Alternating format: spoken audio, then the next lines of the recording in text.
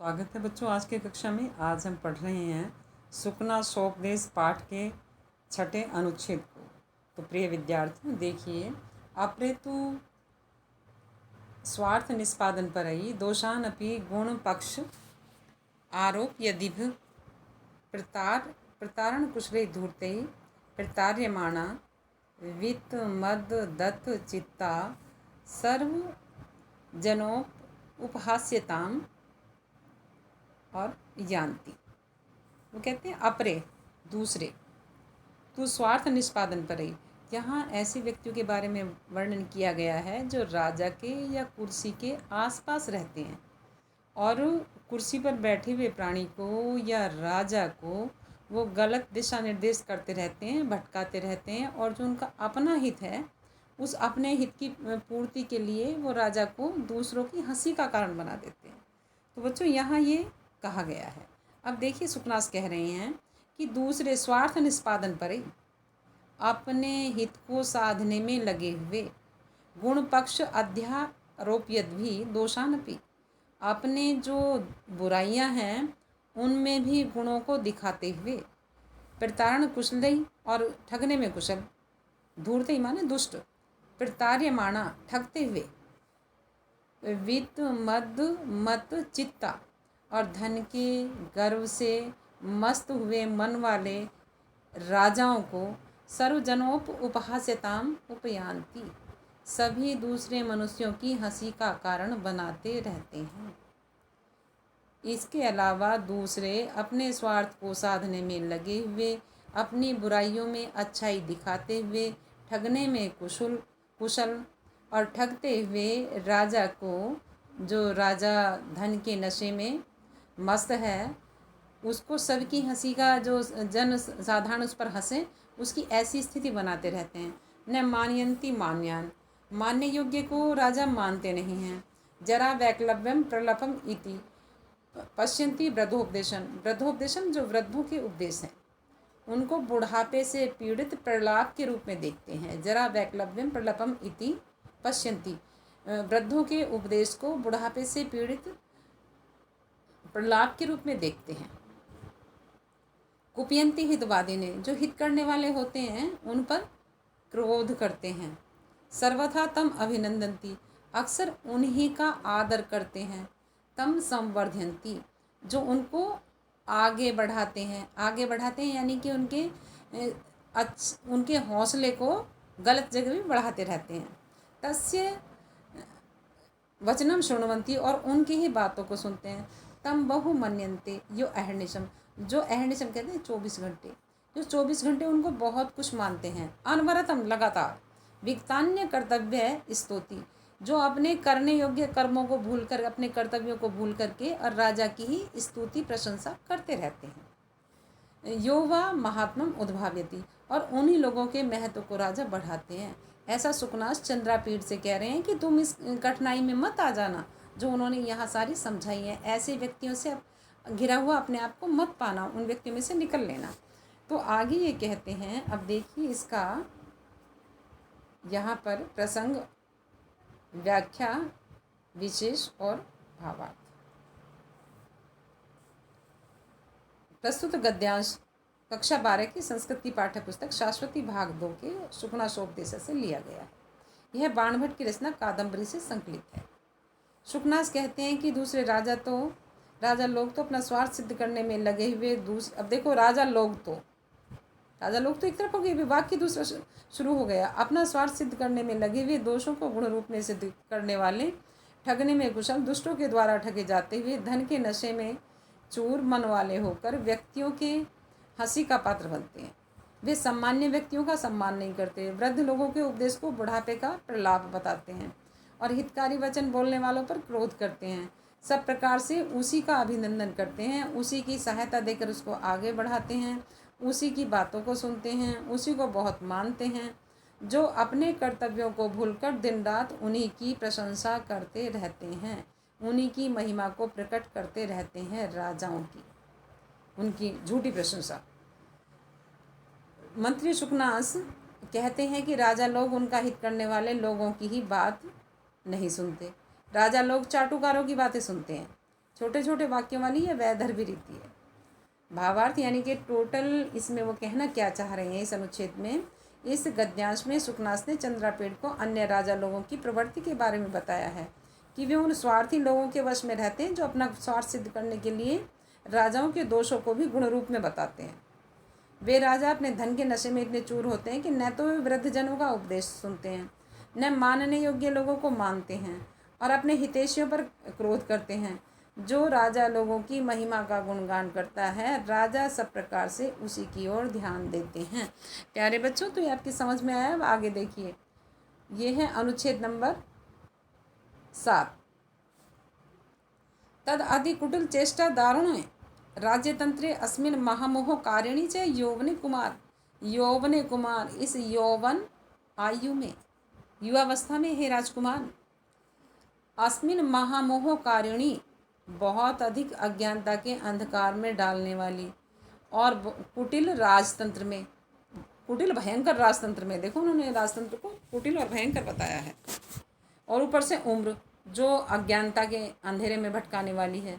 ये ऐसे समय में तथा प्रियते था, वैसा प्रयास करना चाहिए, यथा न उपहसे जनई, जिससे मनुष्यों के द्वारा हंसी ना उड़ाई जाए, न निंदे से साधु भी, और सज्जन लोगों के द्वारा निंदा न की जाए, न धिक्रिय से गुरु भी, गुरुओं के द्वारा धिक्कारा न जाए, न उपालंब से सुहृद भी, और मित्रों के द्वारा उलाहना न दिया जाए, न वंचे से धूर्ते, धूर्तों के द्वारा ठगा न जाए, और न विडम्ब से लक्ष्मियाँ, और लक्ष्मी विडम्बना ना करे, यानी कि तुम्हें ऐसा साबित ना कर दे कि कुर्सी पाने के बाद, सिंहासन पर बैठने के बाद चंद्रापीड़ को अभिमान आ गया है। न अधिक क्षिप्से से विषय, और तुम्हें विषयों में आसक्ति न घेर ले, न अप्रिय से सुखेन, और तुम्हारे सुख का विनाश न हो जाए। ऐसा सुखनाश कहते हैं चंद्रापीड़ से। तो देखो प्रसंग आपको आता है जहाँ से लिया गया है, जिस किताब से है, कौन इसके लेखक हैं और कौन किस ग्रंथ से। व्याख्या देखिए, सुखनास राजकुमार चंद्रापीड़ से कहते हैं कि हे कुमार, अत्यंत टेढ़ी चालों के कारण भयंकर राजतंत्र में और इस युवावस्था में इस प्रकार से कार्य करो ताकि तुम लोगों के द्वारा उपहास के पात्र न बनो, साधुओं द्वारा निंदा न की जाए, गुरुओं के द्वारा धिक्कारा न जाए, मित्रों द्वारा उल्हाना न दिया जाए, धूर्तों के द्वारा ठगे हुए न समझे जाएं, लक्ष्मी के द्वारा धोखे में डाले हुए न समझे जाएं, विषयों के द्वारा आक्षिप्त न हो, विषयों में तुम्हारा लगाव बहुत ज़्यादा ना हो जाए, सुखों के द्वारा तुम्हारा अपहरण न किया जा सके, अर्थात सुखों के वशीभूत होकर राज कर्तव्य से विमुख न हो जाओ।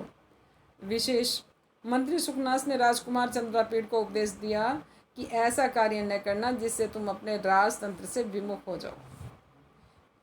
राजतंत्र से, राज कार्य से, राज्य के कर्तव्यों से, प्रजा के प्रति आपका क्या कर्तव्य है। छोटे छोटे वाक्य हैं, सरल शब्दों वाली वैदर भी रीति है।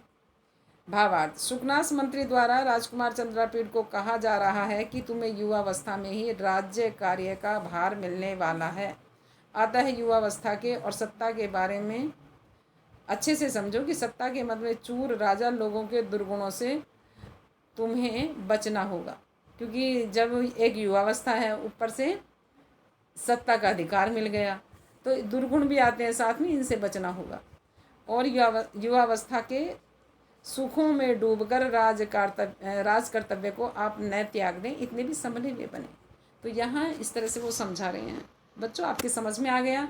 आगे देखिए, अब आगे वो कहते हैं, इदमेव च पुनः पुनः अभिधीयसे विद्वांसपि सचेतमपि महासत्वमपि अभिजातमपि धीरमपि प्रियवन्तमपि पुरुषं दुर्विनीता खली करोति लक्ष्मी इति एतावद अभिधायो और शशाम।